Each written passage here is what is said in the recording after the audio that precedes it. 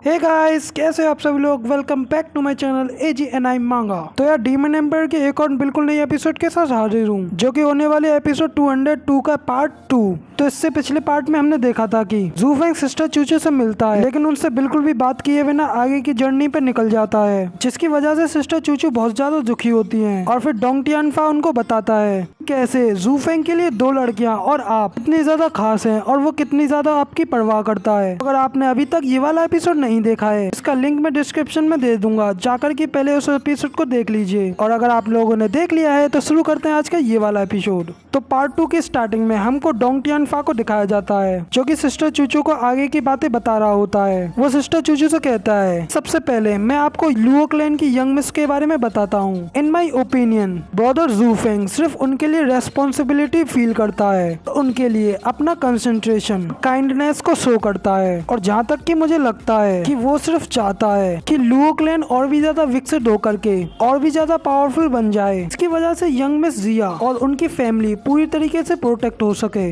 मगर young miss जुई के लिए ये बिल्कुल इनोसेंट हैं और इनके तरीके की एक भोली लड़की इस दुनिया में बहुत ज्यादा रेयर है। अगर ब्रदर जू फेंग इनको सिर्फ अपनी छोटी सिस्टर की तरह ही मानता है। हालांकि यह भी कहना काफी ज्यादा मुश्किल है कि उनके बीच कुछ और भी मौजूद है कि नहीं। और इसके बाद लास्ट आपके लिए लॉर्ड चू मैं कहना चाहता हूँ, जबकि लॉर्ड चू आप एक ऐसी वुमेन है जिनका एक कैरेक्टर है जो कि एक बहुत अच्छा और बहुत ही ज्यादा प्यारा है, जिसको कि डिस्क्राइब करना कुछ ऐसा है कि आपको एक टाइटल दिया जा सकता है जो कि आप एक असेंडिंग आइस फोनिक्स की तरह हैं। तो फिर जैसा कि मुझे लगता है कि सिर्फ आप ही ब्रदर जू फेंग के प्यार करने के लायक हैं। ये सारी बातें सुनकर के सिस्टर चूचू भी बहुत ज्यादा शॉक हो जाती हैं, साथ ही काफी ज्यादा शर्माने भी लगती हैं और शर्माते हुए कहती हैं कि क्या हैंड पैकिंग हिम, सच में जू फेंग मुझे इतना ज्यादा प्यार करता है और क्या सच में मैं उसकी वाइफ बनने के काबिल हूँ। और सिस्टर चूचू जू फेंग के बारे में ये सब सोच ही रही होती है। भी जू फेंग को दिखाते हैं वो हवा में होता है और उसे छींके आ रही होती है। और जू फेंग कहता है कि अचानक मुझे इतनी ज्यादा छींके क्यों आ रही हैं और आखिर कौन है जो मुझे इतना ज्यादा कोस रहा है। क्या वो चू किंग चैन है? मगर छोड़ो, लेकिन मुझे ये बिल्कुल भी यकीन नहीं होता कि सच में होंगफू किंग चैन यहाँ पे नहीं है और वो आखिर यहाँ से कहाँ जा सकता है। इसके बाद जू फेंग नीचे की ओर देख करके हंसने लगता है और बड़ी ही तेजी से जमीन पर जाकर के उतरता है, जिसकी वजह से वहाँ पे एक काफी बड़ा ब्लास्ट होता है। इसे देख करके बाकी के 7th फैमिली के यंग मास्टर्स बहुत ज्यादा घबरा जाते हैं और डरते हुए कहते हैं कि ये तो सच में द सोअरिंग डिमोनिक ड्रैगन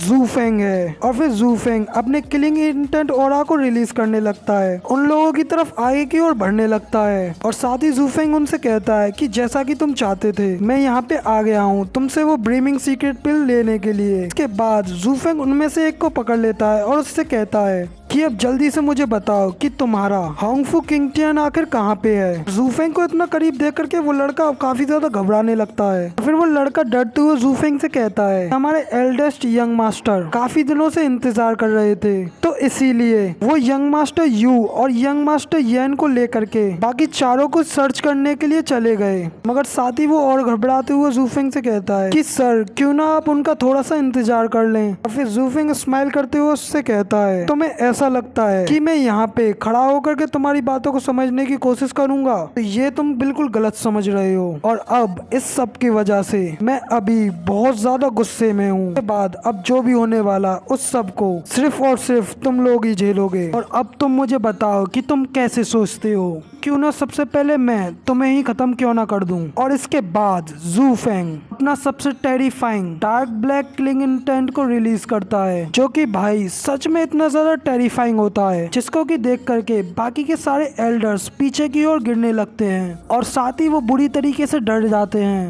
और तभी जू फेंग को किसी की वहाँ पे आवाज आती है और वो आवाज जू फेंग को यंग मास्टर जू कह करके पकड़ रही होती है। और फिर हमें एक दूसरे मास्टर को दिखाया जाता है जो कि जू फेंग से कहता है यंग मास्टर जू हम सिर्फ एक आम से यंग मास्टर हैं जो कि उनके लिए सिर्फ छोटा मोटा काम करते हैं, और अगर आप हमें मारोगे तो हमें मारने में तो सिर्फ आपकी बेइज्जती ही है। यंग मास्टर इतना कहते ही है कि दूसरी ओर दिखाते हैं। जू फेंग उसकी बातें सुनकर के और भी ज्यादा गुस्सा हो जाता है। और यार आप लोग तो जू फेंग के बारे में जानते ही हैं कि अगर उसे काम के बीच में किसी ने टोक दिया तो भाई वो तो काम से गया। जिसके बाद हमें उस यंग मास्टर की ओर दिखाते हैं। ज़ूफेंग सिर्फ अपनी आंखों से बिना उसे टच किए उसके अंदर से सारे खून और एनर्जी को बाहर निकाल देता है और फिर ज़ूफेंग अपने बैडेस्ट लुक में कहता है, क्या तुम लोगों को एक बात बिल्कुल भी समझ में नहीं आती कि मुझे किसी बात की परवाह नहीं कि लोग मेरे बारे में क्या सोचते हैं। मैं सिर्फ और सिर्फ किल करना जानता हूँ। और इतना कह करके ज़ूफेंग अपने किलिंग इंटेंट को रिलीज करते हुए एक इवल स्माइल को पास करके हंसने लगता है। जिसके बाद यहीं पे हमारा ये वाला एपिसोड कंप्लीट हो जाता है और साथ ही अब इसके नेक्स्ट 2 एपिसोड अगले सैटरडे को रिलीज होंगे और वो जैसे ही रिलीज होते हैं मैं उनको भी एक्सप्लेन कर दूंगा। मगर उससे पहले अगर आपको ये वाली वीडियो पसंद आई हो तो यार एक लाइक कर देना और कमेंट में बताना कि आपको ये वाली वीडियो कैसी लगी। साथ ही नेक्स्ट आने वाले एपिसोड के लिए मेरे चैनल को सब्सक्राइब जरूर से कर लेना।